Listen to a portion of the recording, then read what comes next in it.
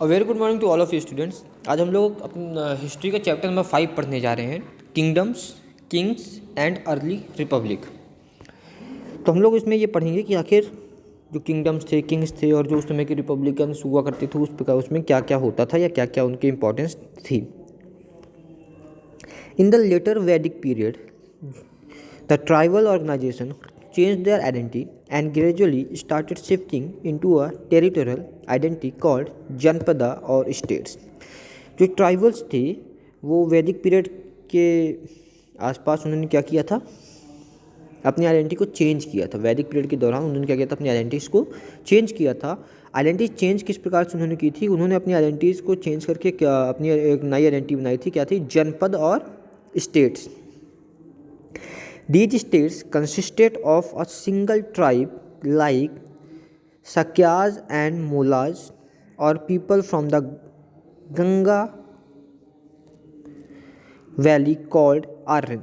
अब ये जो ट्राइब्स थे, जो स्टेट्स बनाए गए थे, ये किसको कंसिडर, इसमें कौन कौन थे, इसमें सक्याज या मोलास, या हम लोग बात करें कि ऐसे पीपल जो गंगा वैली के आसपास के थे, वो जिनको क्या कहा गया था, आर्यंस कहा गया था, वो लोग इसमें थे। दे डिड नॉट इनकॉर्पोरेट, ये पीपल जो थे वो बाहर के पीपल्स के साथ क्या करते थे, इनकॉर्पोरेट बिहेवियर नहीं रखते थे। They do not incorporate people outside the iron pole, जो आयरन पोल था उसके बाहर के लोगों से इनका कोई संबंध भी नहीं होता था। There was therefore a strong consciousness of a pure land of the Aryans called Aryavarta. What is जनपद? अब जनपद क्या होता है, ठीक है, जनपद के बारे में हमको पढ़ना है। तो जनपद इज कंपोज्ड ऑफ, जन मीन्स ट्राइब एंड पद मीन्स फूड। जनपद दो शब्दों से बना हुआ है, एक जन और दूसरा पद। तो जन का मतलब होता है ट्राइब और पद का मतलब होता है फूड। इट्स लिटरल मीनिंग, उसकी जो लिटरली मीनिंग होती है वो क्या है, रियल एंड सब्जेक्ट पॉपुलेशन। क्या मीनिंग होती है, रियल और सब्जेक्ट पॉपुलेशन होती है। अर्ली वैदिक text reveal about several Jinnah's और tribes of the Aryans living in semi nomadic tribal state.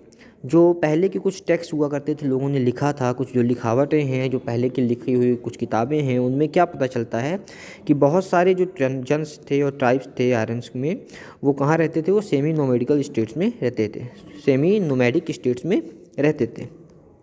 In due course of time these early Indian Iron Age Rigveda janas coalesced into geographically fixed janapadas. फिर समय के साथ ये क्या हुए, ऋग्वेद से जनपद में कन्वर्ट हो गए या फिक्स हो गए। दे वर गवर्न बाय रूलर्स और राजाज each having their own army and capital. इनके ऊपर शासन किसका हुआ करता था, इनके ऊपर राजाओं का या रूलर्स का शासन होता था, जिनकी खुद की एक आर्मी होती थी या कैपिटल होती थी। The kings maintain large armies who were paid regular salaries by using punch marked coins. जो किंग हुआ करते थे उस समय के, उनके पास बहुत बड़ी बड़ी आर्मी हुआ करती थी जिनको रेगुलर पेमेंट दी जाती थी। वो रेगुलर पेमेंट किसी कॉइन्स के थ्रू दी जाती थी, जो कॉइन्स में मार्क किया जाता था। सभी राजा अपने अपने राज्य की एक कॉइन बनाते थे और उस कॉइन को उनको पेमेंट के रूप में देते थे। Features of mahajanapadas, each mahajanapadas was ruled by a king. सारे महाजनपद में कौन रूल करता था, किंग रूल करते थे। मीन्स जनपद में कौन रूल करता था, जनपद में राजा रूल करते थे और महाजनपद में किंग रूल किया करते थे। Village were controlled by a village headman called gramini. और जो विलेज हुआ करते थे, जो वहाँ पे विलेजेस थे, वहाँ के जो विलेजर्स थे, लोग थे, गांव के लोग, उन पे कौन राजा शासन करता था या उनको कौन कंट्रोल करता था, जो ग्रामीणी थे वो कंट्रोल करते थे। Varna system was divided into 4 caste. जो हमारा वर्ण है, वर्ण को 4 कास्ट में डिवाइड किया गया है, ब्राह्मण, क्षत्रिय, वैश्य एंड शूद्र। इन 4 सिस्टम में डिवाइड किया गया है।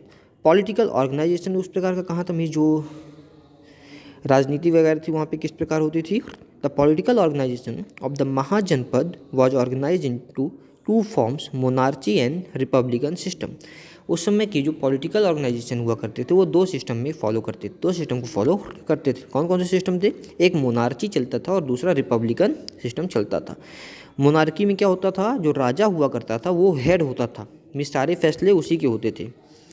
ठीक है, इसका एग्जाम्पल क्या है? मगध।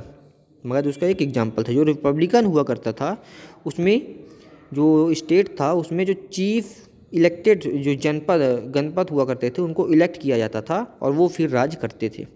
रूलर्स को क्या किया जाता था? इलेक्ट किया जाता था और वो फिर राज करते थे। Mallaj war the example, Mallaj इसके एग्जाम्पल थे। उस समय टैक्सेशन भी चलता था। टैक्सेशन किस प्रकार का था? जो महाजनपद हुआ करती थी उसको बहुत सारा अमाउंट की ज़रूरत होती थी, तो जब बहुत सारे अमाउंट की ज़रूरत है, बहुत सारी मनी की ज़रूरत है, तो टैक्स भी उसी प्रकार से इम्पोज करते थे, टैक्स भी उसी प्रकार से वो लगाया करते थे। 1/6 tax was fixed on crops. 1/6 जो टैक्स का हिस्सा था वो किस पे लगाया गया था? वो क्रॉप्स पे लगाया गया था। टैक्स ऑन क्राफ्ट पर्सन, जो क्राफ्ट होते थे, जो उस समय के हुनर रखने वाले लोग हुआ करते थे, जिनके पास हुनर था, वो उनके ऊपर टैक्स लगाया गया था। हर्डर्स के ऊपर भी टैक्स लगाया गया था। गुड्स बॉट और सोल्ड करने के लिए भी, जो ट्रेडिंग हुआ करती थी, बेचने के लिए और ख़रीदने के लिए भी टैक्स लगाए जाते थे।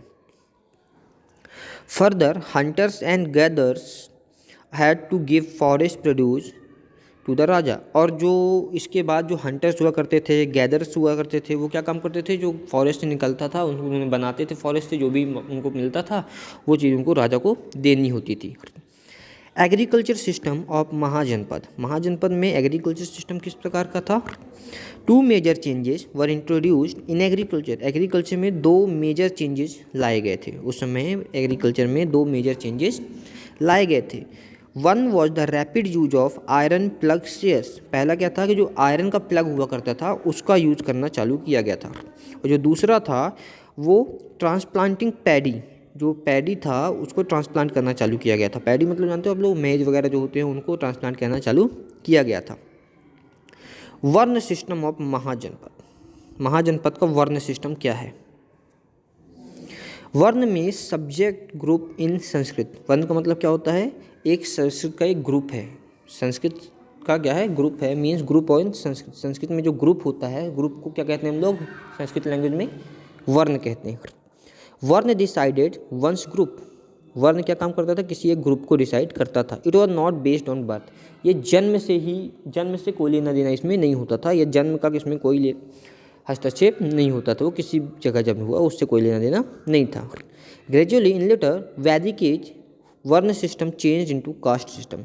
धीरे धीरे जब वैदिक एज में आगे, वैदिक एज में क्या हुआ? धीरे धीरे ये जो वर्ण सिस्टम था ये चेंज हो गया, किसमें? कास्ट सिस्टम में चेंज हो गया। वर्ण सिस्टम किस में चेंज हो गया? कास्ट सिस्टम में। The Brahmins imparted knowledge. जो ब्राह्मण था वो नॉलेज लिया करता था और नॉलेज देता था। क्षत्रिय रूलर्स हुआ करते थे। वैश्य ट्रेड वगैरह किया करते थे। जो शूद्र होते थे वो स्लेव्स का काम करते थे। ठीक है। Who were denied entry into the main stream. जिनको मेन स्ट्रीम में एंट्री नहीं दी गई थी।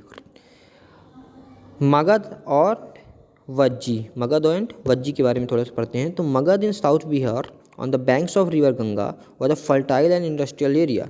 जो मगध हुआ करता था वो साउथ बिहार एरिया में, जो गंगा किनारे की बात है, ये गंगा किनारे में होता था मगध, जो बहुत ही फर्टाइल था और इंडस्ट्रियल एरिया के रूप में जाना जाता था। Which contributed to one of the most powerful kingdoms. जो एक बहुत ही पावरफुल किंगडम्स को बिलोंग करता था। Some great kings like Bimbisara and Ashoka in India. जैसे कि भीमबिसरा या अशोक की बात हो रही है यहाँ पे पावरफुल किंगडम्स में। वज्जी इन नदर्न पार्ट ऑफ गंगा। जो वज्जी था वो गंगा के नदर्न पार्ट में था। Vajji confederacy of 8 clans of whom the Videhas Licchavis and the Jnatrikas were most popular. Vajji में क्या था? विदेहस और जेनाट्रिकास बहुत ज़्यादा पॉपुलर थे। Vaishali was a prosperous city under them. और उनके अंडर में एक सिटी थी वैशाली, जो बहुत ही प्रॉस्पेरस सिटी थी, बहुत ही फलती फूलती हुई सिटी थी। तो ये चैप्टर आपका इतना ही था। इस चैप्टर से रिलेटेड आपके जो भी डाउट्स हैं, क्वेरीज हैं, आप मुझसे पूछ सकते हो। इस चैप्टर को मैंने समहाउ करके इसकी नोट्स तैयार की है और इस नोट्स के नोट्स के जरिए आपको ये चैप्टर समझाने की कोशिश की है। आपको बुक को फिर भी रीड करना है। बुक को रीड करने के बाद आपको जो भी दिक्कतें महसूस हों, जो भी डाउट्स लगें, वो आप मुझसे पूछ सकते हो। Okay students, thank you so much.